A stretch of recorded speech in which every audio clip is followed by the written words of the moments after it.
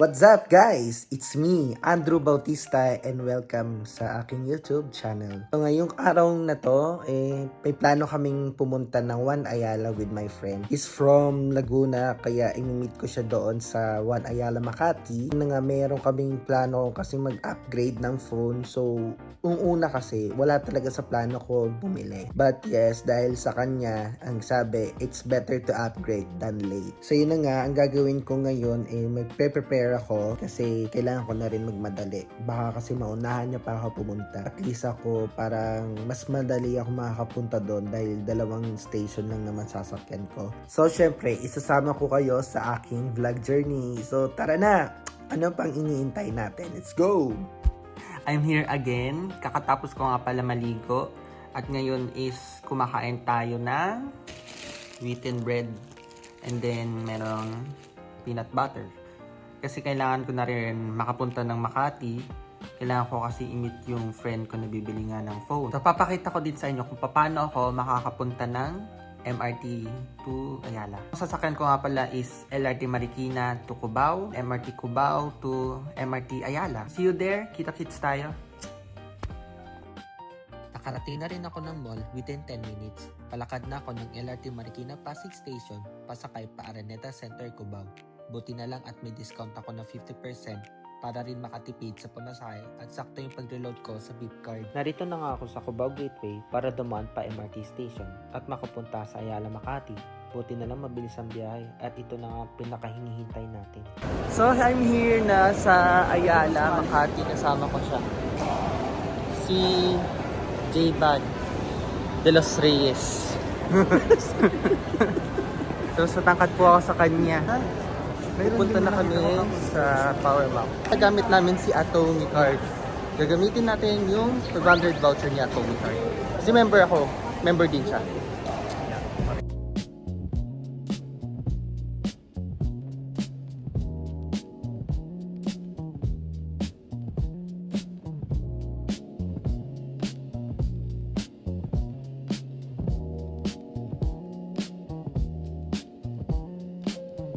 Matcha.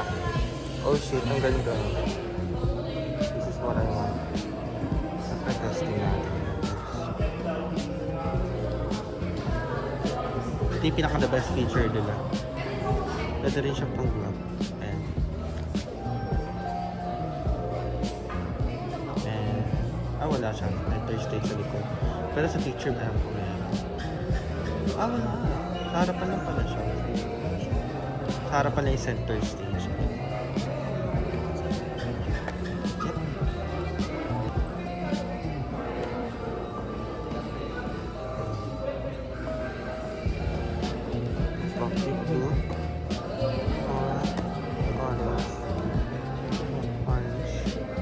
Ano ba ang the best color for him? Silver. Silver.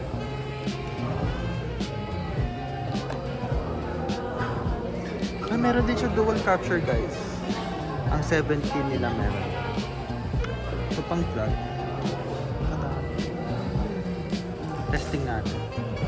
So guys, so here we are going to test the iPhone 17 in dual capture. So let's bring it.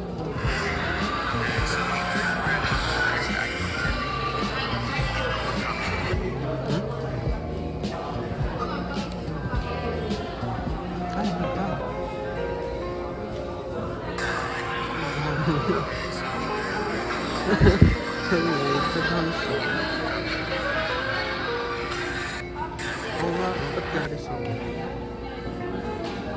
So we have 17 Pro Max and 17. Yep, kain na muna tayo kasi gutom na gutom na. Gutom na rin siya ako. So ngayon medyo delay kasi nakalock pala yung payment yun.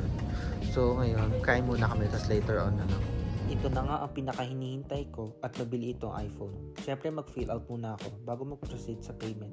para may record ng pangalan at cover tayo sa warranty. Card nga pala ginamit ko pambayad sa phone para naka-installment at hindi mabigat sa bulsa. Ito na nga pakita ko sa inyo ang unboxing ko ng second time ko mag-unboxing ng brand new seal na iPhone 17. Wala nga pala sila ng 128. Ang starting price ito ay 57990 for 256. Black nga pala napili ko. Nahirapan talaga ako mamili kung Sage, Miss Blue or Black.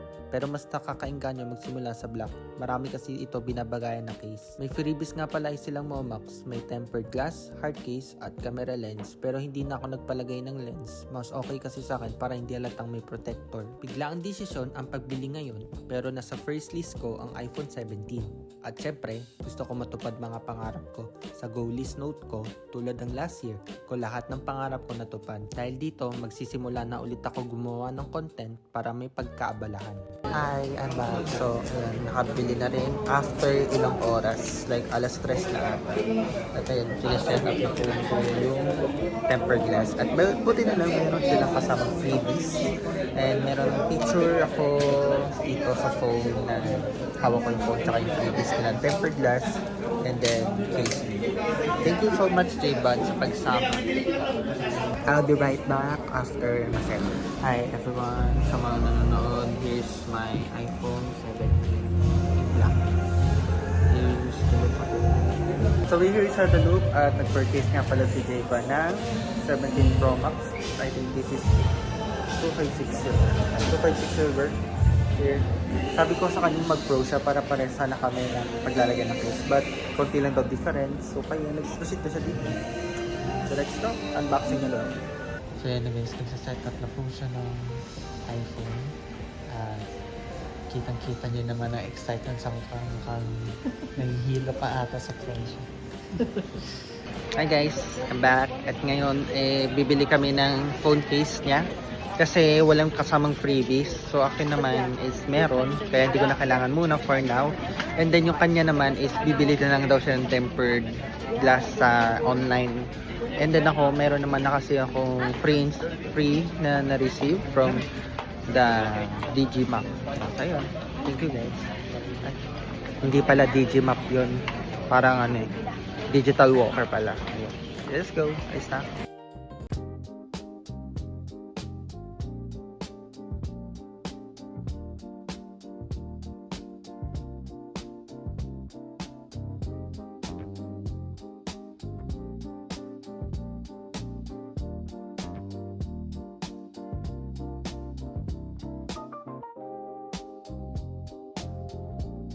Hi guys! So, andito kami sa Zeus Coffee at ayun nga, nagpahinga pa kami and nag-charge din ako ng phone and actually, updated na tong aking iOS 26.2 and then, kasi hindi siya kanina gumagana kaya nag-update muna ako ay bago ako siya update, sinarge ko muna and then in-update ko. So ngayon, hindi ko pa masyado nakalate yung drinks ko kasi pag coffee lover, hindi masyadong ayun ubos agad. Gusto ko nag-i-stay pa, nag-enjoy ng moment, pero di naman kami ganun magtatagal.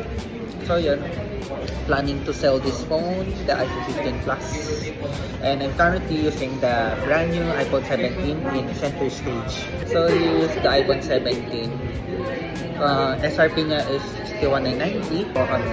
Actually, wala pa talaga sa plano ko kumuha kasi I'm planning to buy around per month pag nag-release na sila ng iPhone 18 para kasi mura na siya bilhin. But now, dahil nabudol niya ako, gumawa na ako. So, yun.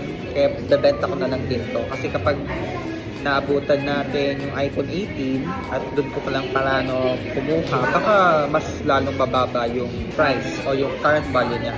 Dito muna kami nagtatapos sa pag-vlog and update na lang later on kung anong mangyayari after this.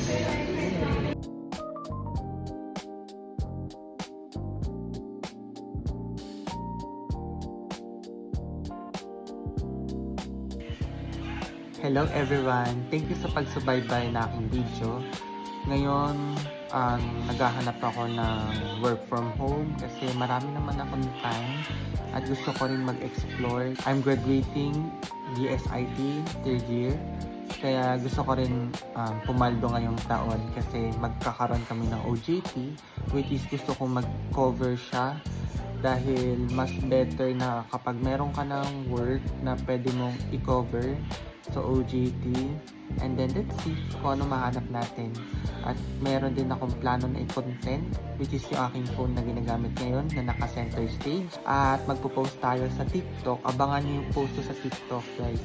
Kaya gusto ko malaman nyo kung ano yung mga magiging content ko. At hindi ko lang ngayon na-expect na maka-purchase nitong iPhone 17, which is ito is plano ko pa talaga, which is mga bare months, kasi antayin ko mag-release yung iPhone 18. For sure naman kasi bababa ang SRP nito. So yes, natupad ang ating wishlist or goal ngayong 2026. Abangan nyo na lang yung aking gagawin dito magiging content sa TikTok, kasi gusto ko rin makita ng karamihan na gumagawa ko ng content using this phone. So, syempre ngayon, dalawa yung phone ko, hanggat hindi pa naman nabibenta yung iPhone 15 Plus, nakakaisip ako ng mga pwede kong gawing content. Kasi dalawa yung camera ko, for sure naman, masaya akong gagawa ng content. Habang nag-aantay pa ako sa second semester namin. So, ayun lang for today's video. Thank you so much for watching, everyone. At subaybayin nyo ako, subscribe to my YouTube channel. Yung kitang-kita nyo naman mukha ko, pagod na pagod talaga. Kasi buong araw kami nasa labas. Talagang inikot namin yung 4 na mall. That is yung One Ayala, SM, Glorieta, tsaka Greenbelt. Kasi lahat ng mga store, nag-canvas kami kung yung mga inclusions or yung freebies at yung papasok sa SRT o yung parang yung makaka-discount kami. So yun naman yung aking masishare. Follow me on my Facebook account, follow me on my Instagram, TikTok. So yun naman, ingat kayo lagi. See you in my next video. Bye bye!